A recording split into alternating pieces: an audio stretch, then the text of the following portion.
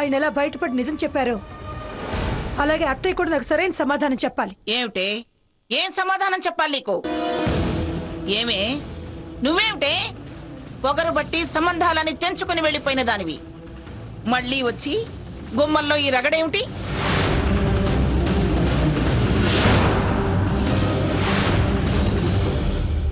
రభస చేస్తే నీ స్థానం నీకు దక్కుతుందనుకుంటున్నావా? అది నీ చేతులారా నువ్వే వదిలేసుకున్నది.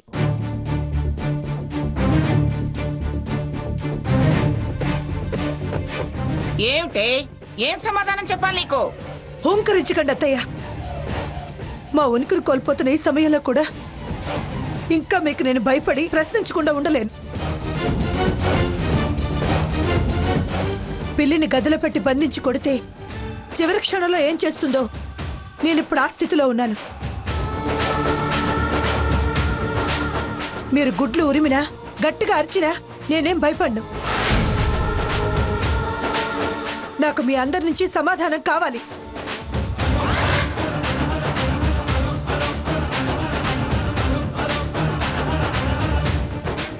నాకు నా కొడుక్కి అన్యాయం తలపడితే నేను సహించను. ఏం చెప్పమంటావు? మమ్మల్ని ఏం సమాధానం చెప్పమంటావు?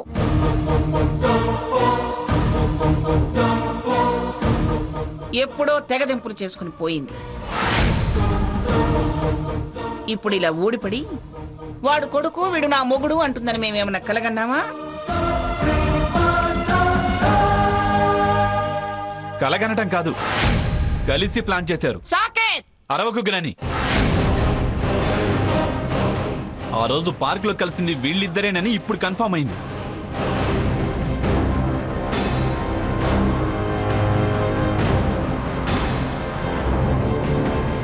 వీరి శ్రీకృష్ణ లీలల సంగతి, ఈ సతీలీలావతి కలయిక గురించి అప్పుడే నేను మీకు చెప్పాను. ఈ వయసులో కానిదారిలో నడుస్తున్నాడు. అంటే సెకండ్ లైఫ్ స్టైల్ స్టార్ట్ చేశాడు. పార్క్ లో సార్ ఎవరో ఒక ఆవిడతో సీక్రెట్ మీటింగ్. సరిగ్గా గుర్తుపట్టలేదు, కానీ కరెక్ట్ గా కనబడలేదు. కానీ ఎక్కడో చూసినట్టుంది ఆవిడ ఫేసు.